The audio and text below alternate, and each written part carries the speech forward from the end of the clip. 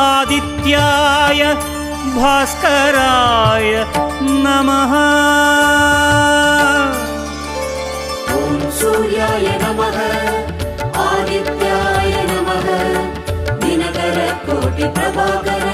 ॐ सूर्याय नमः ॐ सूर्याय नमः आदित्याय नमः दिनकर कोटि प्रभाकर। ॐ सूर्याय नमः।